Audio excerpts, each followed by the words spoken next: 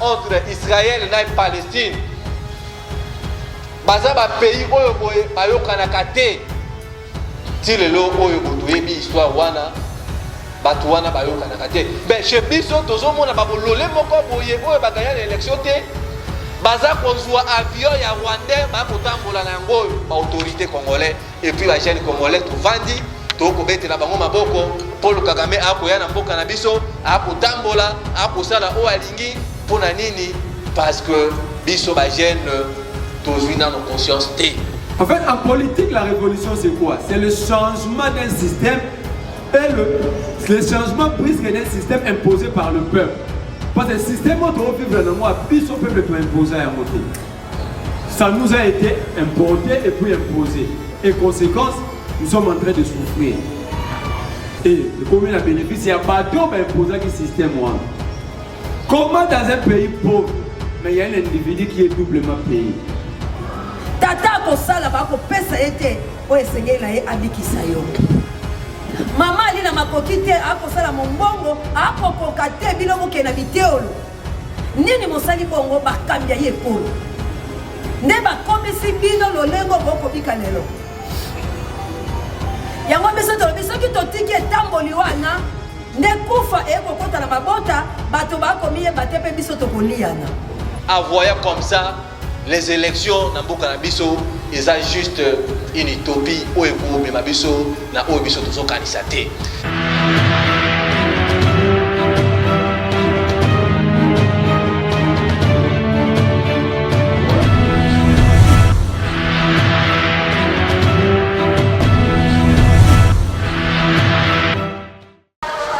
Merci à toutes les personnes qui sont présentes au CDI.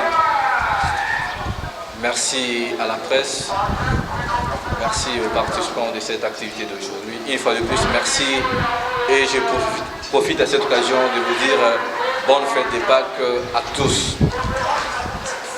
Bonjour chers camarades, bonjour chers amis de la presse. Lelo tokutani awa onako solo la bino itaki ba jeune congolais, ba jeune ya Kinshasa oyo boye tozana grande responsabilité.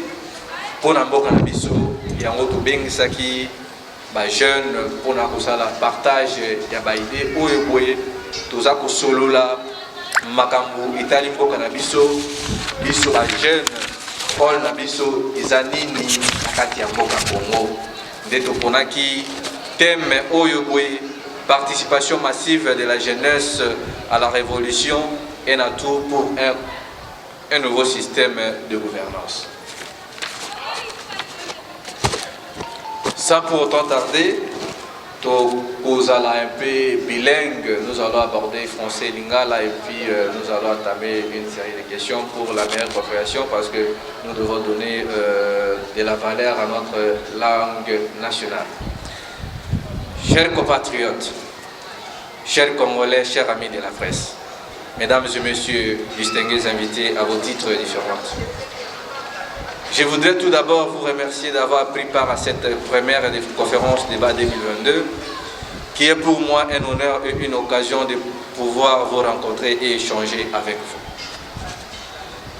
Cet échange tourne autour du thème participation massive de la jeunesse à la révolution, un atout pour un nouveau système de gouvernance qui a pour objet de conscientiser la jeunesse congolaise, en particulier quinoise ici présente, à prendre conscience de la lourde charge qu'elle a pour faire sortir notre pays de la crise qui bloque son développement. Je m'en vais directement vous présenter les grandes lignes de mon exposé. En premier lieu, je parlerai de l'état de l'évolution de la RDC de 2006 jusqu'à 2021. En deuxième lieu, je vous donnerai un aperçu global de la participation de la jeunesse à la vie politique de 2006 jusqu'en 2018. Et pour mettre fin à mon exposé, j'aborderai la question de la révolution comme un atout pour un nouveau système de gouvernance qui est un point très important dont je demanderai votre attention soutenue. Chers compatriotes, chers jeunes Congolais, chers amis de la presse, mesdames et messieurs, il est nécessairement très important pour moi vous allez nous excuser parce que la pluie me dérange. Il est nécessairement très important pour moi, qu'avant d'aller plus loin dans mon exposé, de vous faire une synthèse sur les temps d'évolution de la RDC. Mon analyse tourne autour des 4 axes, notamment économiques, sanitaires, sécuritaires et sociaux. Sur le plan économique, en effet, depuis la gouvernance de M. Félix Tshisekedi, la République démocratique du Congo connaît une crise socio-économique indescriptible. Elle est renforcée par une inflation galopante et une dévaluation de la monnaie nationale de près de 95% de sa valeur d'échange depuis 2019 face au dollar américain. Coulé sous le slogan « Le peuple d'abord », les projets des sociétés de M. Félix Tshisekedi peinent à répondre aux défis majeurs de la population. Bien plus, la grogne sociale atteint des proportions inquiétantes. À ce jour, tous les indicateurs socio-économiques sont au rouge. Certains Congolais parlent par ailleurs de l'inexpérience, tribalisme, le détournement des deniers publics et la mauvaise gestion qui caractérise le régime actuel. Sur le plan humanitaire et santé, le pays est toujours en proie à plusieurs épidémies virales mortelles. La crise sanitaire de la Covid-19 n'a pas épargné la RDC. Malgré les efforts que mène le corps médical de la RDC, l'État est incapable de rémunérer ses dignes fils et filles du pays. Et comme conséquence, nous assistons à des grèves à répétition.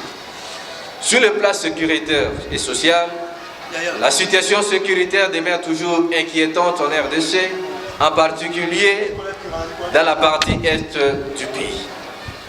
La prolifération des groupes armés qui naissent quasiment chaque jour est aujourd'hui estimée à près de 120 groupes qui sèment la terreur dans la région de l'est du pays, où la population civile est citée comme la première victime de cette agression occasionnée par le Rwanda, qui est soutenue par une force obscure.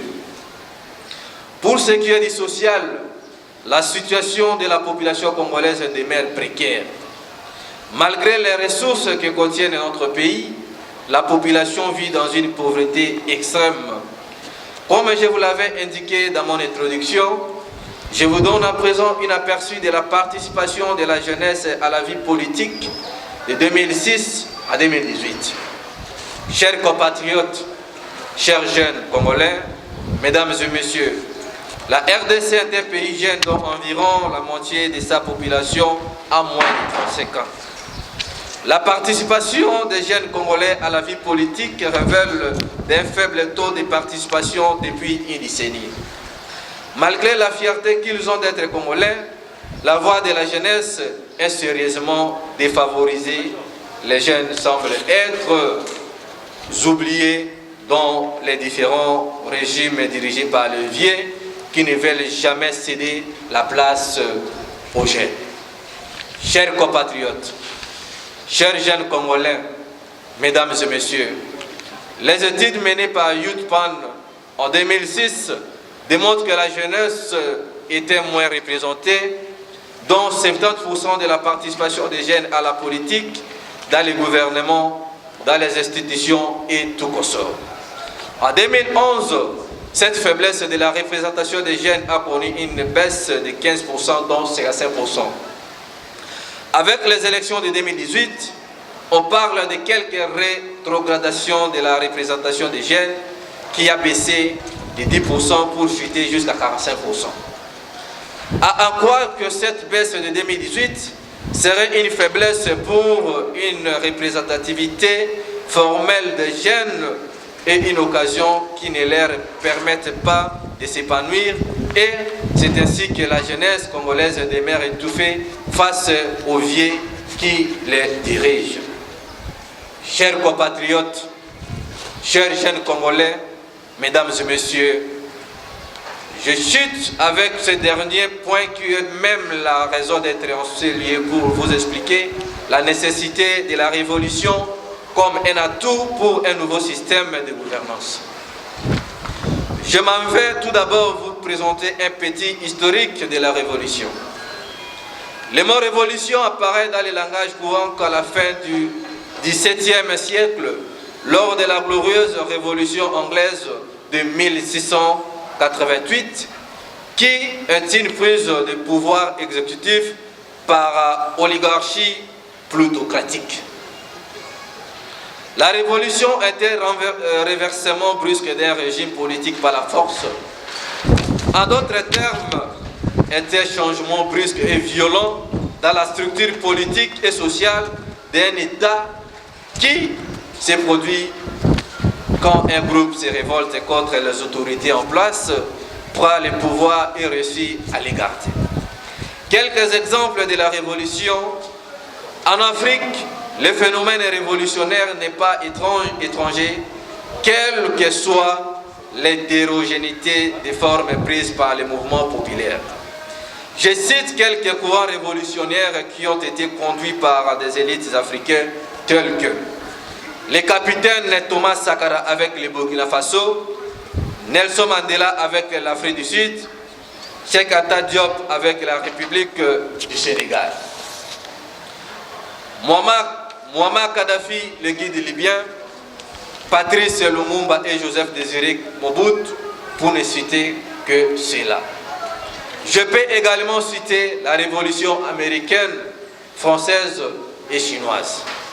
Je peux également citer la révolution américaine, française et chinoise, excusez-moi pour la répétition, et comme conséquence de ces différentes révolutions, il y a eu une rupture totale avec le mauvais système de gouvernance qui bloquait l'émergence ainsi que l'épanouissement de ces pays. Chers compatriotes, chers jeunes Congolais, mesdames et messieurs, au regard des explications et des exemples portés sur la révolution, je pense que cela doit nous motiver à emboîter les mêmes pas en fait de sortir notre pays de ce mauvais système de gouvernance qui persiste depuis un long moment. Pour y arriver, cela demande une implication, sinon une mobilisation de tout Congolais, particulièrement nous, chers jeunes Congolais.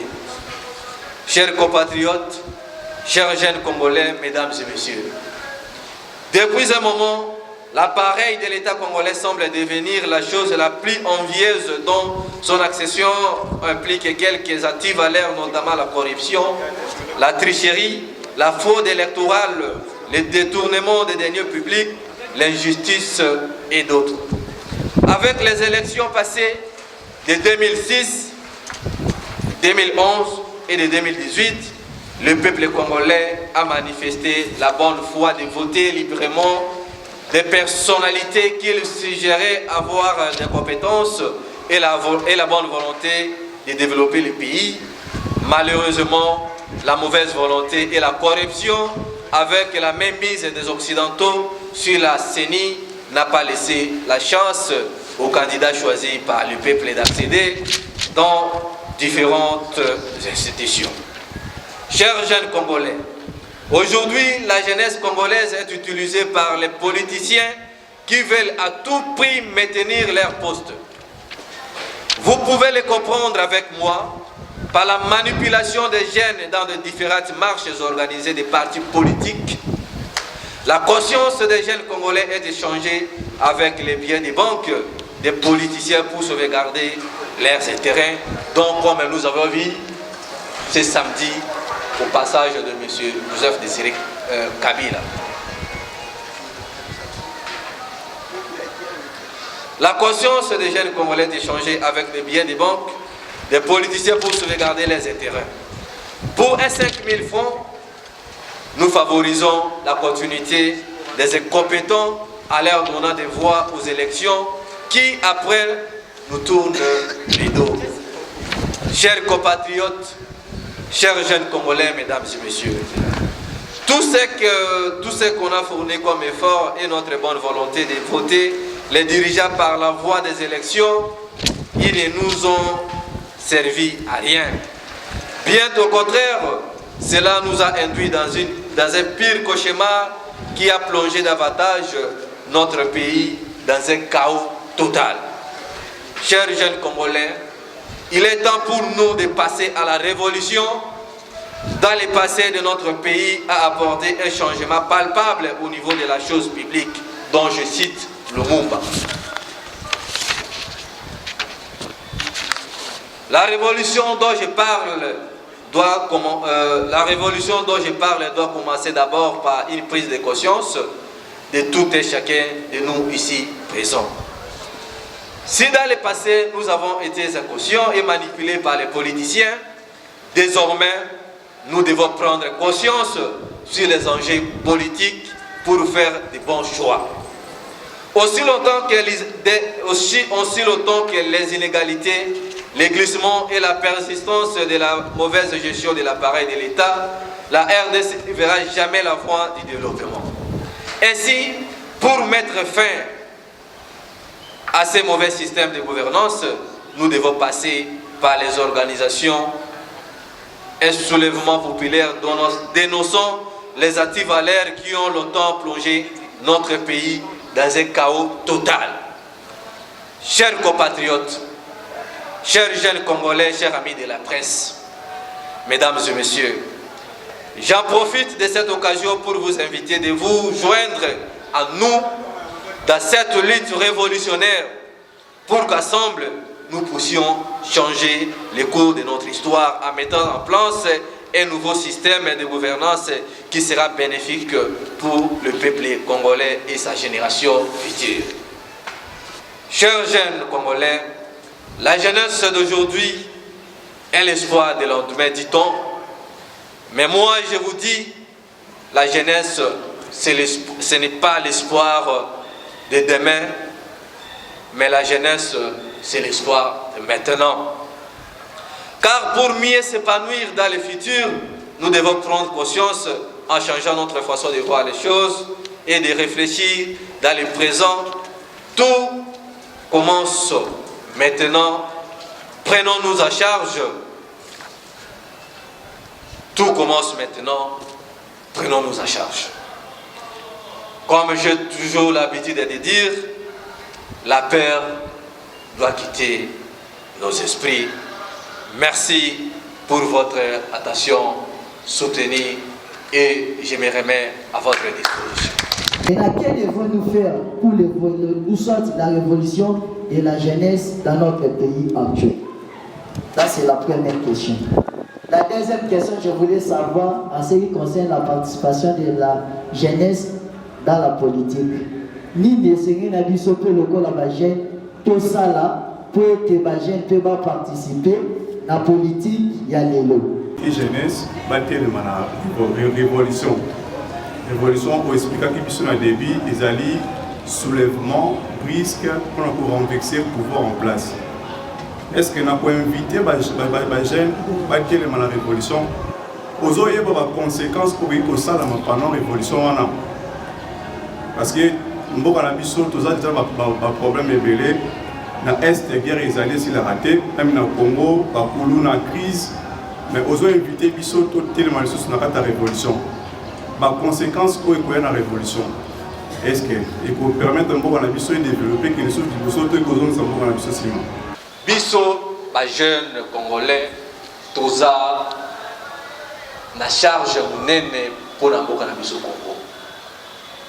Parce que les locaux qui totali de 1960, si le loco qui est déjà 63e anniversaire de l'indépendance de la mission, Mboka is a kotambolate. To pesi chance na ba kulutu na biso, ba papa na biso, oyo babundaki pona kotambisa mboka, tomoni ke batu oyo boye bazo travailler pour le changement ya mboka, mais par contre bazo travailler pour l'intérêt de la famille na bango, pour la bana na bango, et puis biso ba jeune bazo zo biso lokola ba punda na bango. Alors yango totali tomituni, est-ce que eloko ya boye biso ba jeune to condiment to continuer na même situation oyo boti to kokisa 70 ans après indépendance ya mboka na biso? Non. na ère actuelle tango bozotuna ke biso bajeune toyi kosala nini boyebi ndenge balobaka ke soki mwasi atelemi makambo ekendaka liboso biso mpe bajeune soki totelemi makambo ekendaka liboso parce que na mboka na biso komo soki tozwi angle ya jeunesse eza de 18 ans à 45 ans wana nde babengaka temps ya jeunesse mais na angle oyo tokomi nango soki totali de 2006 jusqu'à 2011 biso bajeune tosali baeffort tomeki kokende na nzela ya maponami tokende na élection ya 2018 tokende na élection ya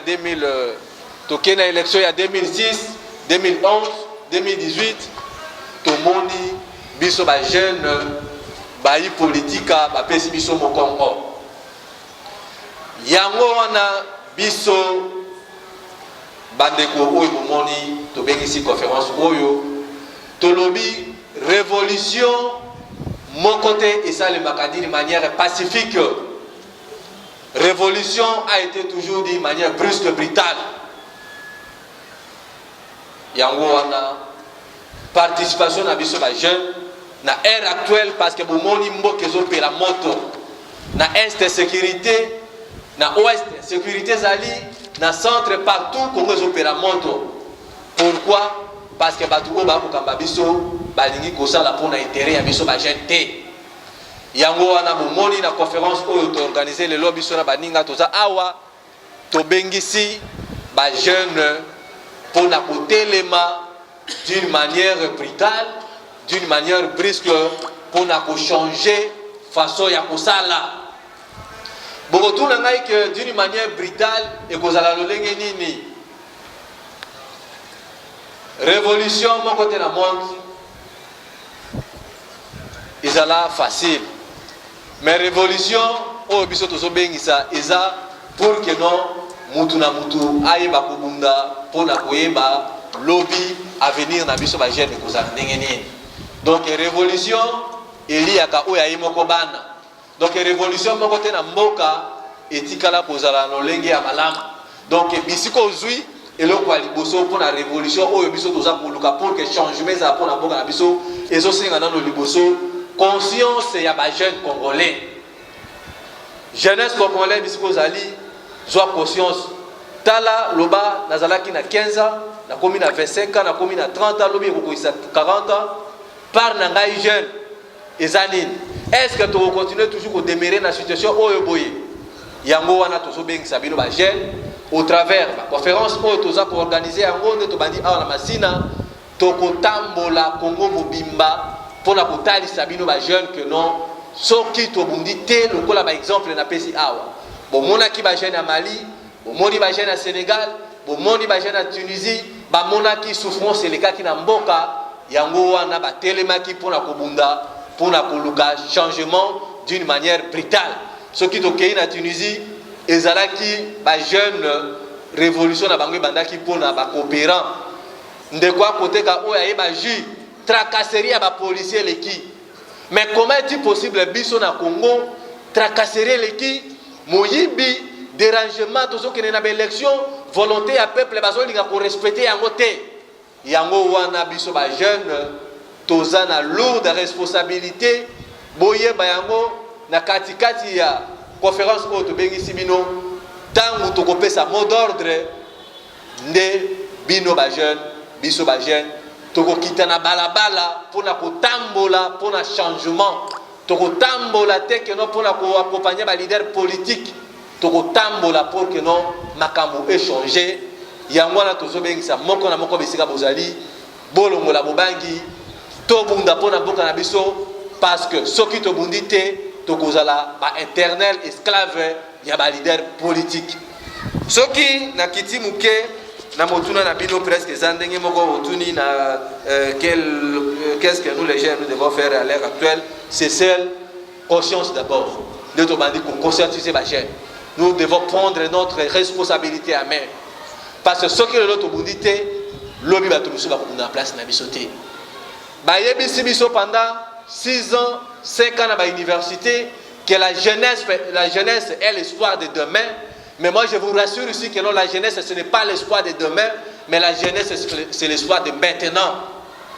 Botala, âge toza nango, na bamboka misusu tozongaki toza déjà, mutuna ba responsabilité nae, ngai to bota to bal. Mais pourquoi et pas na biso? Bazoye bisa biso, le Congo est un pays riche. Mais riche en richesse wana tozo mona mote, richesse wana eza ko profiter na moi groupe ya batu. Ce qui bino bozo quoi que na nzela ba élection nde makambo eko changer, mais moi je vous dis ici élection eza bisika oyo eko favoriser tricherie eko favoriser ba politika ba s'enrichir na ba poche na bango ndenge bozo mona moyibi corruption détournement et koso et komi eloko oyo boye e koleka la miso ya biso tout ba jeune yango to bandi na conscientisation ya ba jeune eloko oyo boye kokaki ko pousser biso ba jeune botala l'état nini na mboka ayiba oyo aye peuple exemple makambo ya ram elingaki pousser biso ba jeune na révolte yango wana bomoni na bengisi biso lelo awa boye biso ba jeune tous en conscience parce que conférence autre bandi nango et kozala libosote et puis kozala soukate parce que tout ça nango dans les jours à venir bokobona une série de manifestations il y a grande envergure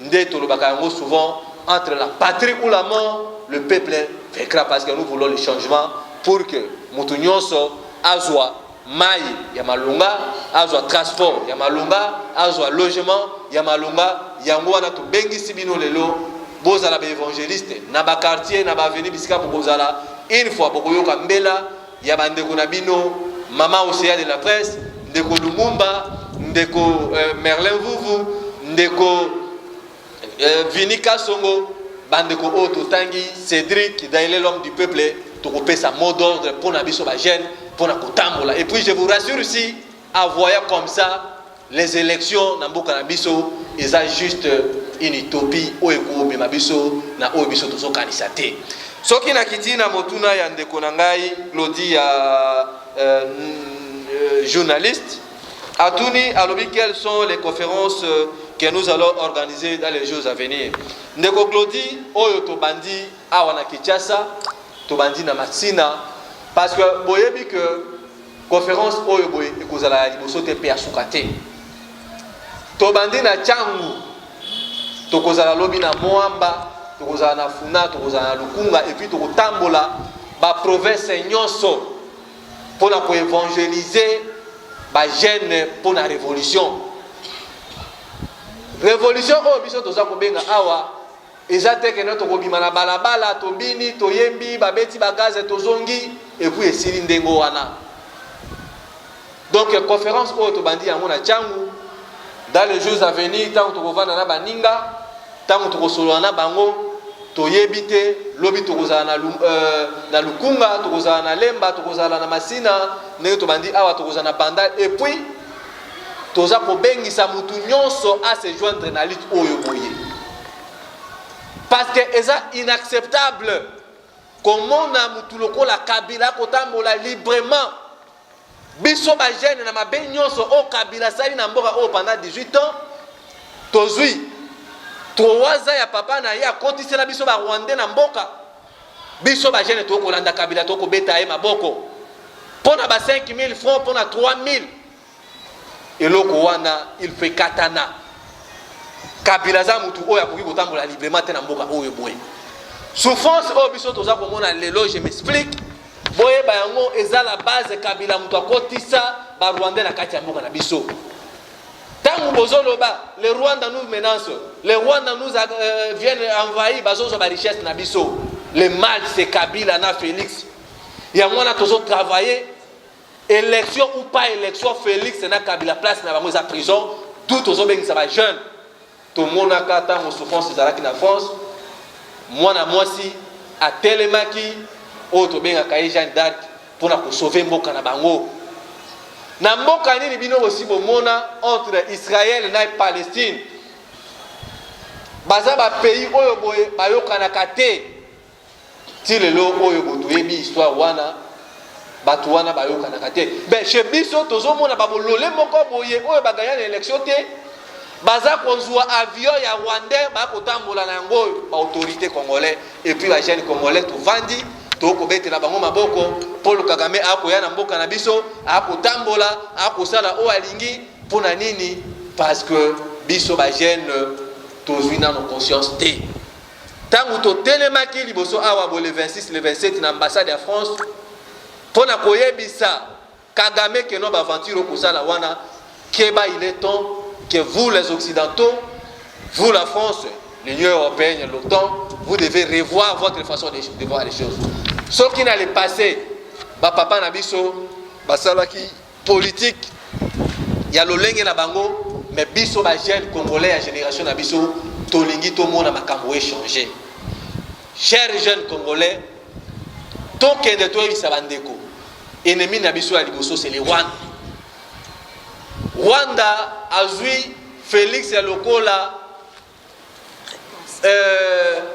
mutumoko boucle émissaire na si je peux dire na sima ya Félix mabeza ibele soki to bundi le lote lobi bokoyoka mboka na biso ekoka bwana biso ba jeune congolais to botina noté bana na biso to kobota to kende kotia bango wapi ba congolais bakomi batu o baza isu na valeur te bakene na Congo Brazzaville babengana bango bakene na Angola bakene na Uganda babengana bango baza ko boma lelo oyo bo Félix alobi ba relation diplomatique na ye oyo ba kosala na Rwanda na Uganda mais lelo onde na zo bisabino bande kuna biso ya Uganda bande kuna biso ya Congolais bango wana babengana na bango na Uganda.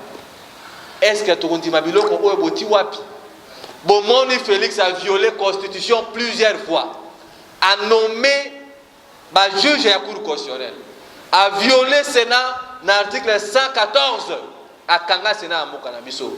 Donc pour le moment, nous avons bengisa biso ba jeune. Bon c'est la tête que nous mobi ki sakoya. Mobi ki sakoya te, mobi ki siwana eza biso o to vandi awa ba jeune ya Kinshasa, biso ba jeune ya Congo. Soki to bundite to kozala ba esclave ya ba tuti na ba oyo baza ko diriger biso lelo. Parce que boyoki yango boza komona na ba télévision toza koloba Union européenne au travers Royaume-Uni balobi ba réfugiés nyonso Pakistan maghrébien soudanais somalien bakena koluka vi na bango na Europe bazui bango bakozongisa bango na Rwanda moyena bakopesa Rwanda 143 millions de dollars américains. Lokola Paul Kagame ayebi ke babolole mo baza na Congo bakotambusa mboka akozwa batu wana bakotia bango na Congo oyo bakotia bango na Minembwe. Soki boyebi Minembwe tango bakendaki kotia ndeko Azarasi Ruberwa comme administrateur du territoire oyo biso na Kinshasa to benga baba bourgmestre bomonaka ambassadeur américain accord diplomatique ya Union européenne bakendaki kuna to mituna siko mituna pona kokenda ko installer kaka un bourgmestre ezosenga accord diplomatique bakende bisika wana nyonso waneza koseleka. Pourquoi? Parce que biso ba jeune to telemina luté. Donc révolution o biso toza koloba exactement que tant to kobengisa biso ba jeune to bima na balabala to ya wana to kanga ba photo to bina to zonga to ko négocier na mutu moko te. La révolution passe par une prise de conscience.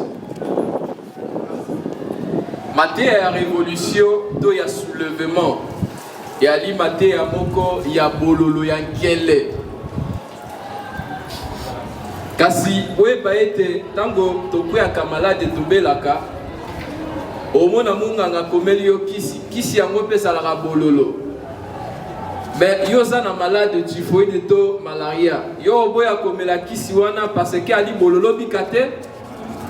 Mais natuni bino motuna oboya ata bololo ya kisi lokola santé ali ya yo mais santé ezali ya yo bokoneza na kati ya nzoto na yo ndo komelaka ka kisi wana. Tango toali kosala maponami tosali maponami elandani awa ndenge ndeko kwino alobi 2006 2011 2018 mais maponami ezomema biso na résultat nini? Changement ezozala na mboka après maponami changement ezali te. Est-ce qu'il faut continuer toujours na kosala ba élection ils ont même un objectif, moi, pour l'autre côté. Si nous continuer, il y a une élection, dans le cannabis alité. Les gens doivent prendre les armes, même les armes traditionnelles, les flèches, les lances et autres choses. L'essentiel, le peuple doit se mobiliser.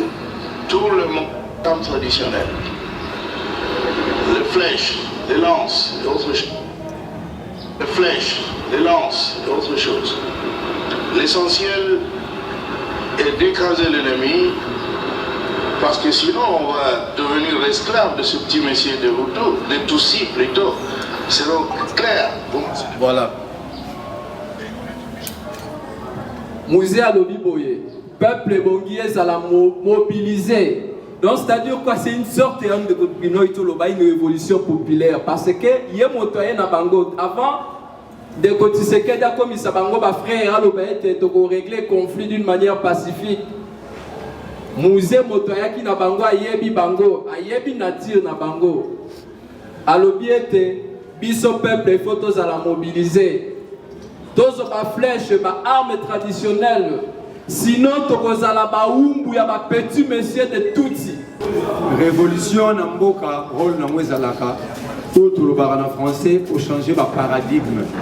Et au Bokei, Neti Congo, 62 ans le 30 juin.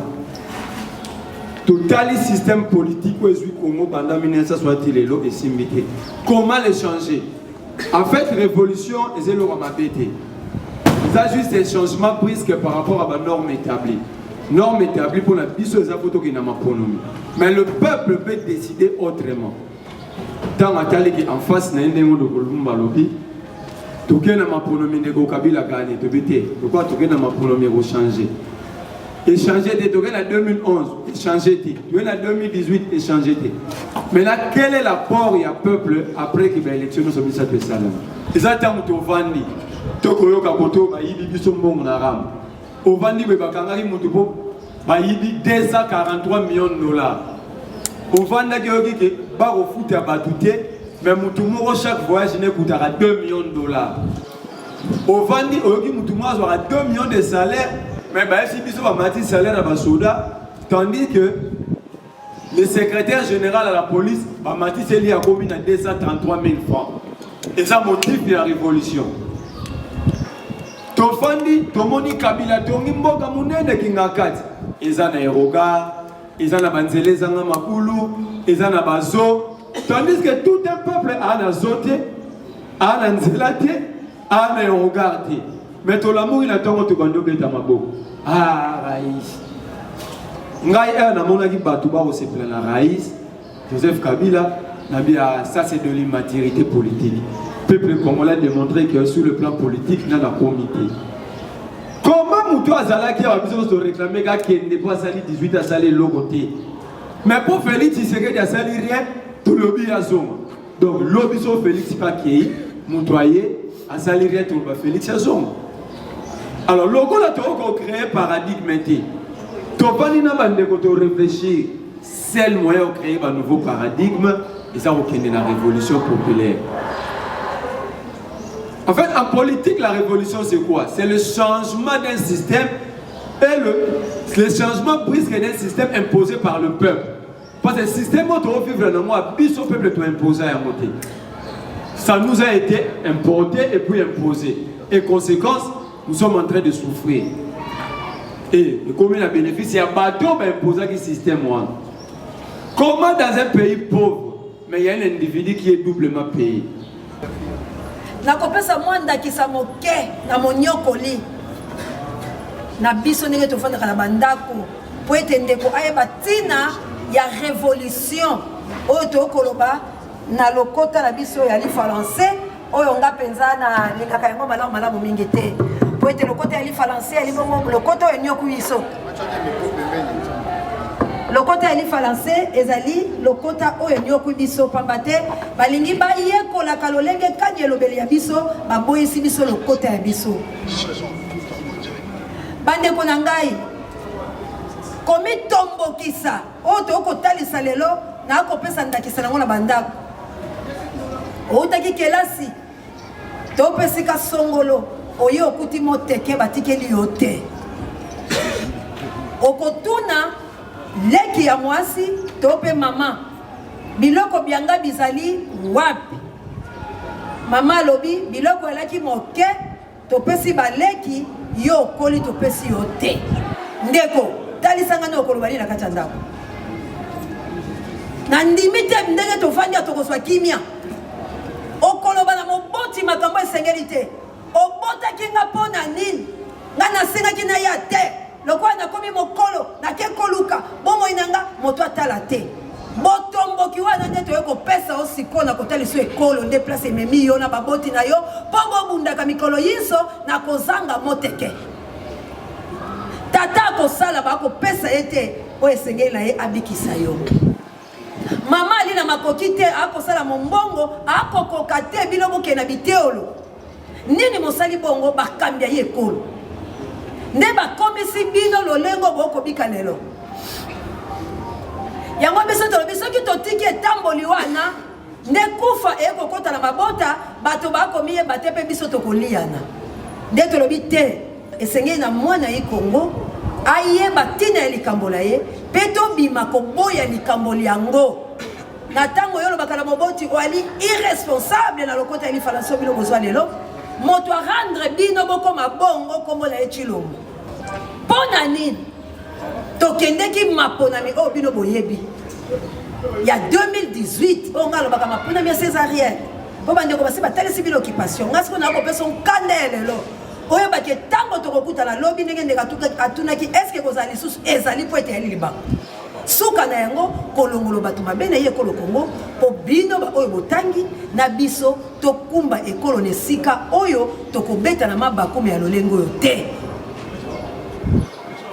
moto nyonso ayebaki ete na maponami oyo systeme ekabili ekokende mpe biso na bino tokobika mwana lolengo tosengeli kasi bomitala bino moko wuto tosali maponami tikino lelo lobiko lezali to yali te siko ndenge nini yo kovanda okotuna ete nakozwa nkanda bosimbisi ngai to mpe nakokende yango lolenge nini me nkanda yali nano na ntango oyo yo kendaki kosala maponami mpo oyebike lobi nakolia nkwanga ya malamu nakozwa biteolo ya malamu ngai lobi nakozala moto monene nkita ye ekolo kongonga nakosalela yango kasi ozonga na mibu misato ozongi na nsima koleka makambo nyonso nkanda yango wana me olie yo tala moninga na oyina ye olie otala ndeko na lokwa moto mosusu mitombokisa na maye oyo toyeli yo cela veut dire moto akolakisa yo teke mpo yo mitomboka esengeli basimbela yo to mwa spirit esengeli basimbela yo to mwa nifakini esengeli basimbela yo to eloko moko te